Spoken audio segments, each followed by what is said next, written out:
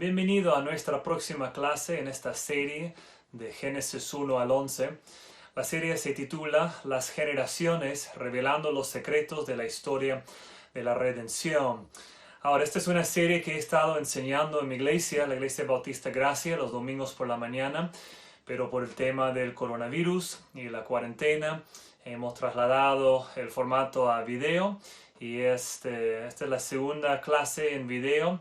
Es la 11ª clase en toda la serie y es también la penúltima clase. Dios mediante, la próxima semana terminaremos con la última clase de esta serie. Ahora, nuestro texto para hoy comienza en Génesis 8, versículo 20 y va hasta el final de Génesis capítulo 9. Entonces, Génesis 8:20 hasta el final del capítulo 9. Y la manera en que quisiera estudiarlo hoy contigo es así. En primer lugar, quiero repasar el texto viendo o examinando los detalles del texto. Y luego, en la última parte, quiero ayudarles a ver toda la historia de Noé y la historia del diluvio en su contexto bíblico. En otras palabras, quiero que puedan ver cómo encaja esta historia de Noé y el diluvio en toda la historia de la Biblia. Y las conexiones aquí, el lugar que tiene esta historia en la historia de la Biblia es algo precioso, algo bello, algo para maravillar nuestros corazones. Pero vamos a comenzar viendo los detalles, así que vamos a Génesis 8 y voy a comenzar leyendo en el versículo 20. Génesis 8, comienzo con los primeros dos versículos, 20 y 21. Y edificó Noé un altar a Jehová, y tomó de todo animal limpio y de toda ave limpia, y ofreció holocaustos o holocausto en el altar. Y percibió Jehová olor grato. Y dijo Jehová en su corazón: no volveré más a maldecir la tierra por causa del hombre. Ahora hemos entrado en la historia, en el momento que ellos salen del arca. El diluvio terminó, las aguas han bajado y han salido a la tierra. Y una de las primeras cosas que hacen al salir del arca es preparar un altar y hacer sacrificios, holocaustos aquí. Y el énfasis cae en el hecho de que la ofrenda de parte de Noé fue un olor grato para Dios. Ahora, hay que recordar que antes del diluvio no hubo nada así tipo olor grato para Dios. Sí, hubo solo violencia, pecado, maldición en la tierra. Y según Génesis 6:6, el pecado del hombre le dolió en el corazón de Dios.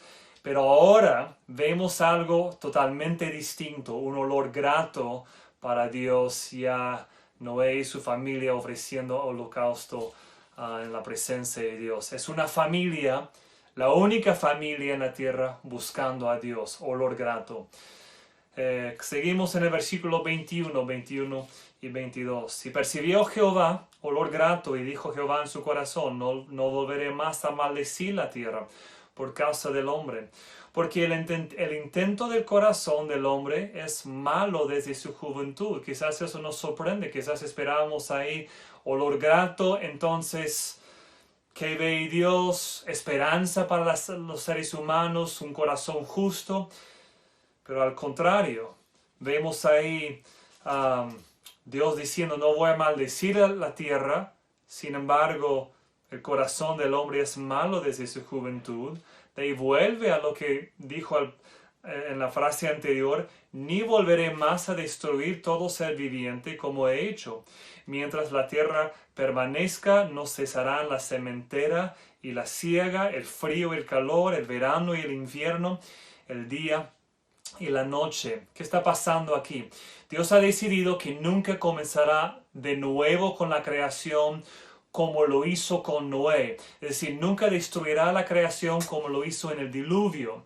Ahora, la parte difícil de entender ahí es la mezcla con el hecho de que pero Dios se da cuenta, lo expresa así, que el intento del corazón del hombre es malo desde su juventud. Entonces, ¿cómo entendemos esto?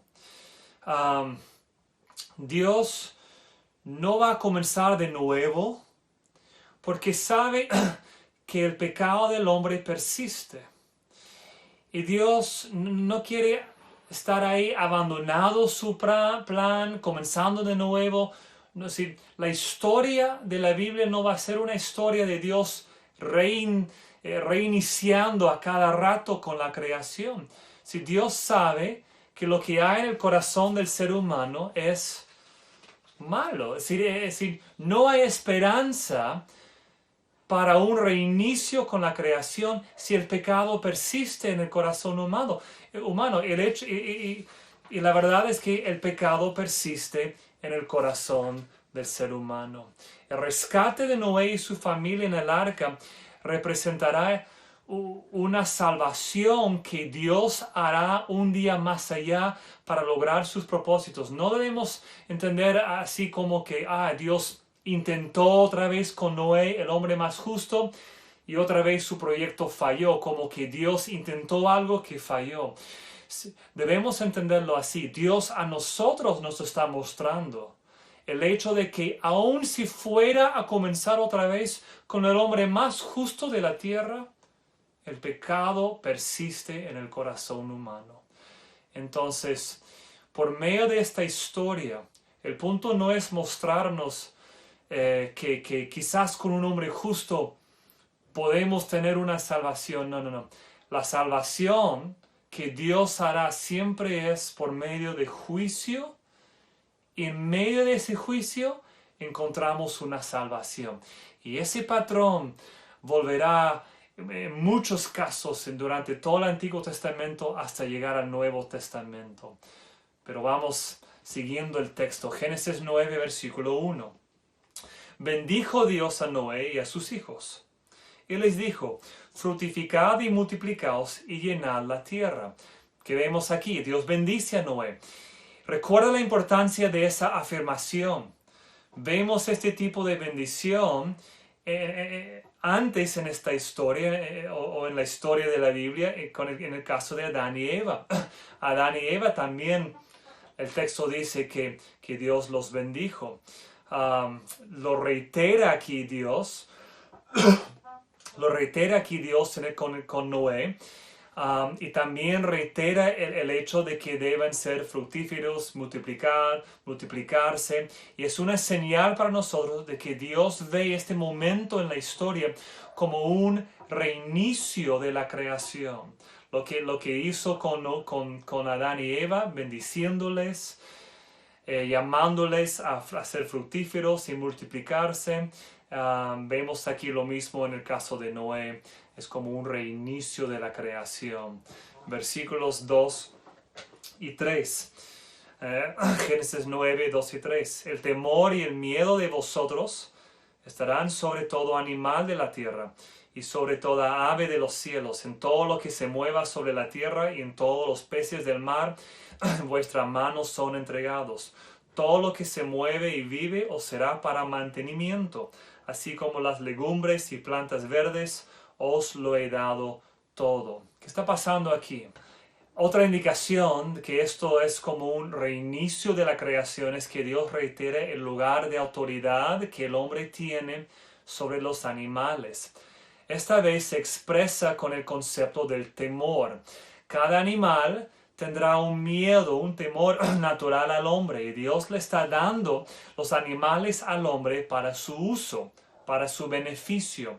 Si no tenemos ninguna referencia a que antes del diluvio, que el hombre comió carne, pero ahora Dios les está dando a los seres humanos los animales como alimento aquí.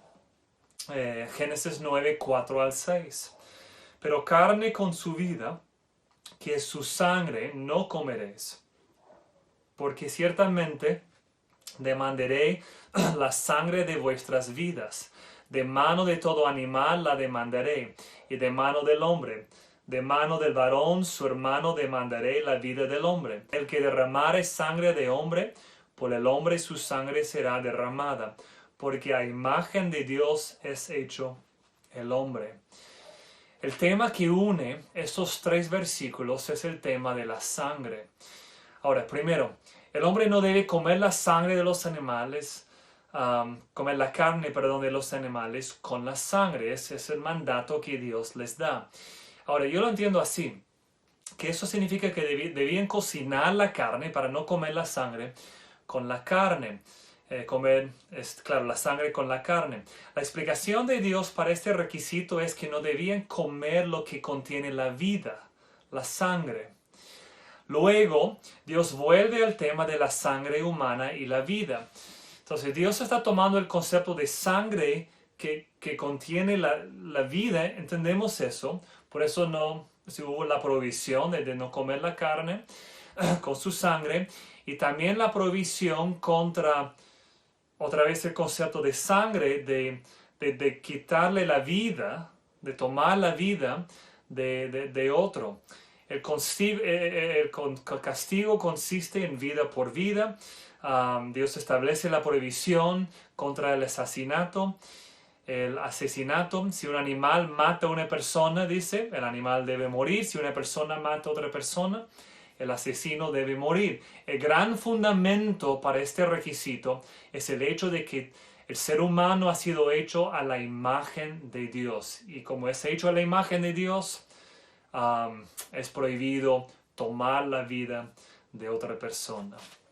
Génesis 9, versículo 7. Aquí vemos simplemente una repetición de lo que vimos en el versículo 1. Mas vosotros fructificad y multiplicaos, procread abundantemente en la tierra y multiplicaos en ella. Ahora, quiero leer desde el versículo 8 hasta el versículo 17.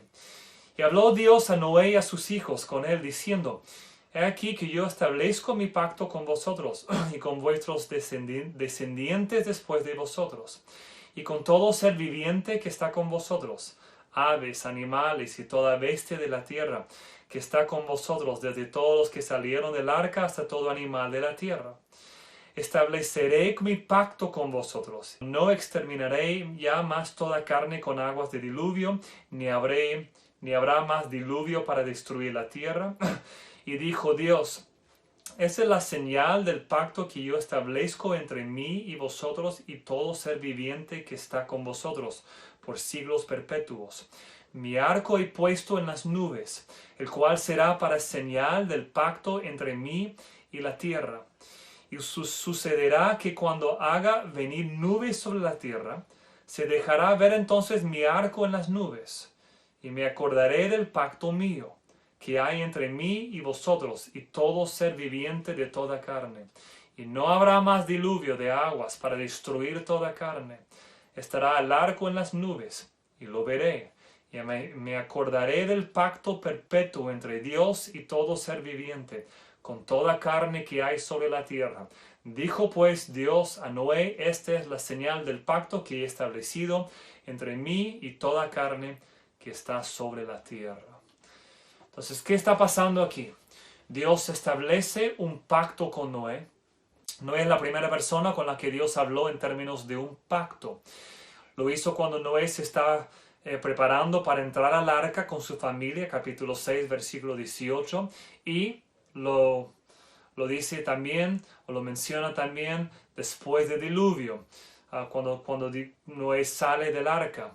Ahora, aunque esta es la primera vez que vemos a Dios hablando específicamente en términos de un pacto, no es la primera vez que lo vemos actuando en términos de un pacto. Es correcto entender la relación que Dios tuvo con Adán y Eva como un tipo de pacto. En el caso de Adán y Eva, el pacto era condicional. Estuvo condicionado a su obediencia al mandato que Dios les dio. Si obedecieran, la recompensa hubiera sido la vida y el gozo para siempre. Pero desobedecieron y el resultado era la muerte. Ahora, en el caso del pacto con Noé, el pacto era incondicional. Si no estuvo condicionado a alguna obra de parte de Noé.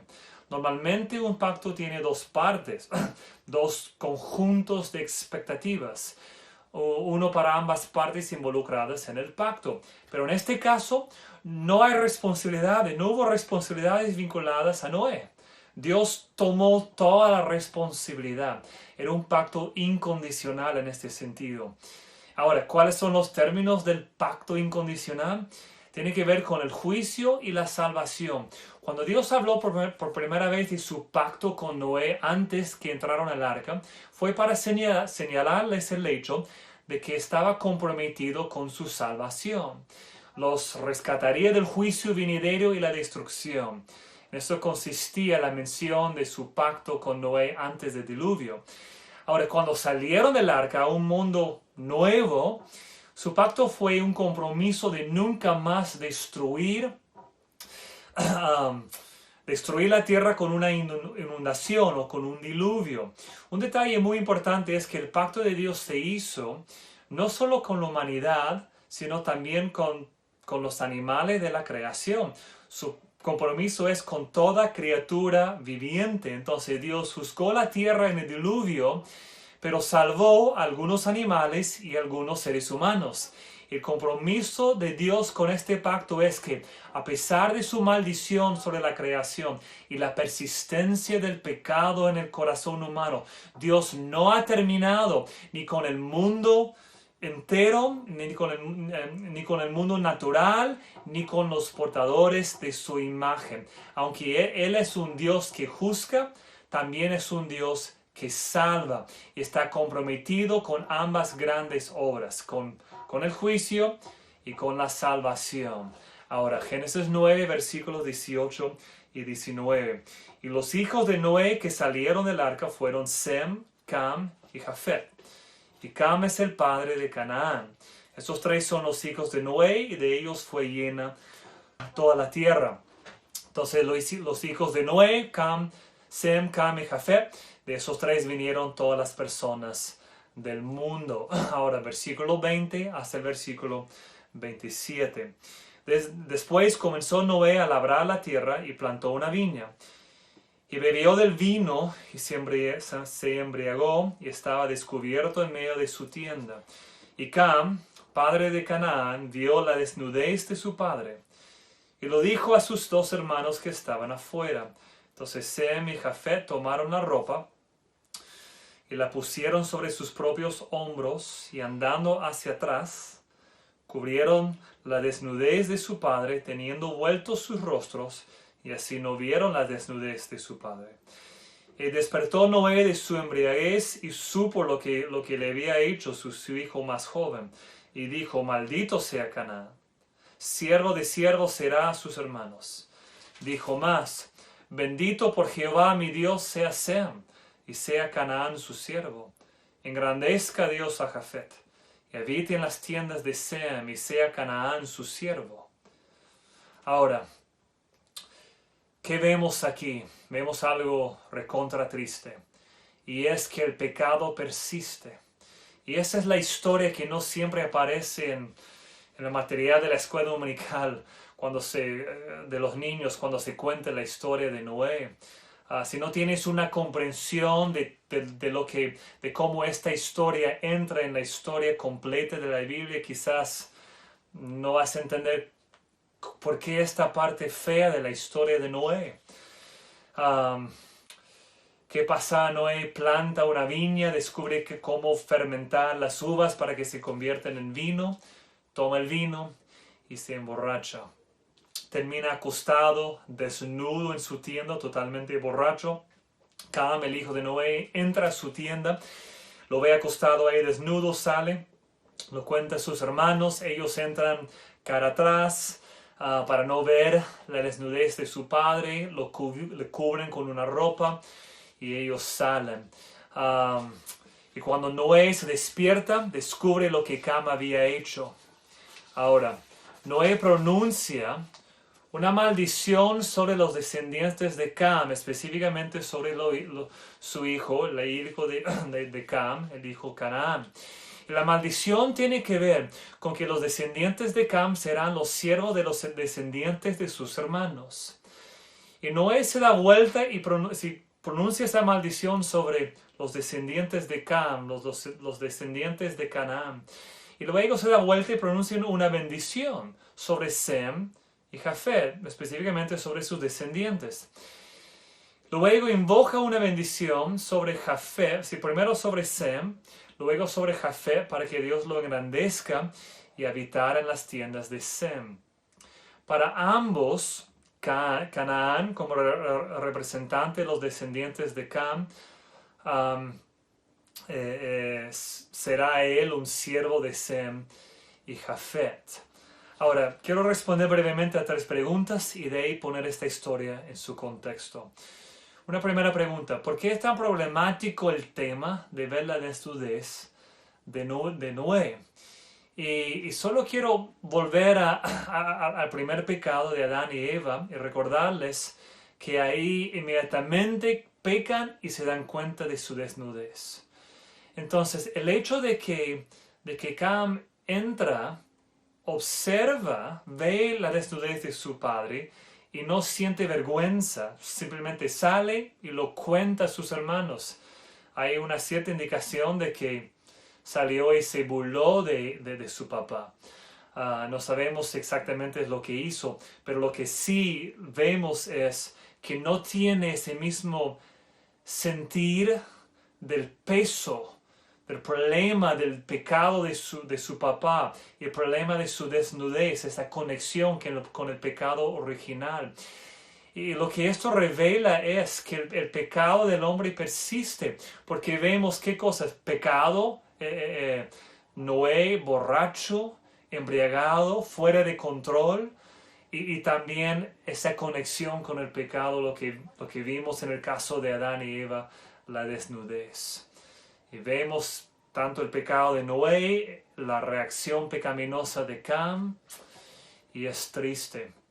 Y por eso se destaca el tema de la desnudez de Noé. Una segunda pregunta: ¿por qué Canaán fue maldecido en lugar de Cam? Porque el hijo de Cam. Y esto puede explicarse simplemente entendiendo que la maldición no fue algo que afectó de inmediata a esa generación de hermanos. La bendición que Noé pronunció sobre los hermanos de Cam, Sem y Jafet, tampoco fue algo que se experimentó al principio ahí. Ahora, una tercera pregunta: ¿por qué Sem recibe una bendición especial incluso por encima de su hermano Jafet? Y esto es un claro ejemplo de la elección de Dios. De Sem vino Abraham, y de Abraham vino la nación de Israel. Y Dios eligió a Abraham, eligió a los descendientes de Abraham, a esa nación Israel, una nación entre otras naciones. ¿Con qué fin? Para mostrar las glorias de Dios a través de una nación. Se convirtieron en el pueblo especial de Dios porque Dios los eligió, no por algo especial en ellos. La Biblia enfatiza ese punto, sino porque Dios los eligió para el cumplimiento de sus propósitos. Es simplemente un ejemplo aquí de la elección de Dios para el cumplimiento de sus propósitos. Ahora, leemos la última parte ahí, versículos 28 y 29. Y vio Noé después del diluvio, él vivió 350 años, y fueron todos los días de Noé 950 años, y murió. Él vivió 950 años, pero también él tuvo que morir. Él murió. Los efectos de la maldición original continúan. El reinicio de la creación no resolvió el problema central, la pecaminosidad en el corazón del ser humano. Y la solución para esa necesidad fundamental vendrá muchas generaciones después. Ahora,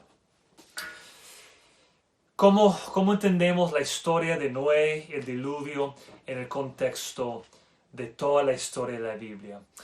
Ahora, he estado haciendo referencia en esta sesión a la idea de que el diluvio provocó una especie de un tipo de reinicio de la creación. Fue como una segunda creación, debemos entenderlo así. Y hay ciertos paralelos entre la creación original y la historia del diluvio que nos ayuda a entender ese concepto. Solo quiero mencionarlos aquí. Por ejemplo, al principio el Espíritu de Dios se movía sobre la faz de las aguas, Génesis 1:2, para comenzar a ordenar las aguas caóticas que Dios había creado. En la historia del diluvio, Dios usa el agua caótica para destruir la tierra y de esa agua surge una nueva vida. So, vemos una conexión con lo que Dios en el Espíritu estuvo haciendo con las aguas en la creación y con las aguas en el diluvio. Otra cosa, en ambos casos vemos la tierra seca que aparece fuera de las aguas, tanto en la primera creación y también cuando bajan las aguas hay una indicación que la tierra sale mientras las aguas bajan. En ambos casos Dios los bendice. Vemos esta mención específica. Y tanto a Adán como a Noé se les da la orden de ser fructíferos y multiplicarse. Otra cosa, el pecado de Adán ocurre en un jardín, el de Noé en una viña. Otra cosa, ambos descubren su desnudez y su desnudez debe estar cubierta. Si los paralelos son muchos para mostrarnos que Dios está haciendo algo aquí que es como un reinicio de la creación, como una nueva creación. El patrón que surge aquí es este: creación, juicio, redención, nueva creación. Creación, juicio, redención, nueva creación. Y el concepto de aguas de juicio es una imagen importante a lo largo de la historia de la Biblia. Y vemos este patrón no solo aquí, sino se repite en la historia de la Biblia. Creación. Dios hizo una hermosa creación que solo era buena, pero el hombre igual se rebeló. Juicio. Por la rebelión del hombre, Dios pronuncia un juicio sobre Adán y Eva. Los efectos del juicio se vieron de inmediato cuando Adán y Eva fueron expulsados, se vieron a lo largo cuando ellos tuvieron que luchar con una tierra maldita. El juicio se vio a gran escala cuando Dios destruye la tierra en el diluvio. Redención. La redención fue prometida y experimentada en parte. Dios prometió la venida de un redentor, la simiente de la mujer que heriría la cabeza de la serpiente, y la redención se experimentó en parte cuando Noé y su familia fueron llevados a salvo por las aguas del juicio sobre la tierra, y luego como una nueva creación ahí. Noé salió del arca a una tierra nueva, un reinicio de la creación. Ahora, ese patrón, lo que vemos en forma pequeña ahí, en esas primeras generaciones de la Biblia, creación, juicio, redención por medio del juicio ahí y la llegada de Noé a una nueva creación, es un patrón que nos explica toda la historia de la Biblia. Es como una perspectiva al principio mostrándonos cómo entender toda la historia de la Biblia. El patrón continúa a través del Éxodo. Por ejemplo, Dios usa el tema de las aguas del juicio nuevamente cuando destruye los ejércitos de Egipto en el agua. Trajo a Israel a salvo a través del agua, como lo había hecho con Noé. El juicio y la redención continúan y el agua es una parte importante de esas imágenes. Cuando Israel finalmente entra en la tierra prometida, aunque no entra literalmente una nueva creación, es como el patrón del juicio, lo que Dios con las aguas hizo al ejército de Egipto, redención. Él redimió a su pueblo, los hizo salir de Egipto y cuando los hace entrar a la tierra prometida es como una nueva creación. Aunque yo entiendo que no es una nueva creación, pero el patrón, la ilustración sigue ahí. Sí, Dios mostrándonos cómo es que Él trabaja con nosotros. Ahora, el patrón encuentra su cumplimiento, no su consumación, pero su cumplimiento en Jesucristo. Por ejemplo, Jesús en Marcos capítulo 10 habla de su muerte como un bautismo, aguas de juicio. lo que ya hemos visto en el diluvio, en el Mar Rojo. Su muerte fue un juicio por el pecado, como las aguas del diluvio fueron un juicio por el pecado. La muerte de Jesús es el cumplimiento de lo que anticipó el diluvio de Noé. De esa manera podemos resumirlo. El apóstol Pedro escribió en 1 de Pedro capítulo 3 que el diluvio corresponde al bautismo. ¿En qué sentido? El bautismo representa las aguas del juicio sobre el pecado y nuestra salvación del pecado a una nueva vida. Sin ilustración de las aguas de juicio, ya Pedro los entiende, el patrón, que el bautismo lo representa así. Si cuando uno es bautizado, entra a la agua del juicio, las aguas del juicio, y Dios te salva, no por el mismo hecho del bautismo, sino el bautismo representa ese juicio y salvación. Ahora, el teólogo James Hamilton lo expresa de esta manera. El diluvio interpreta y explica la historia de la Biblia.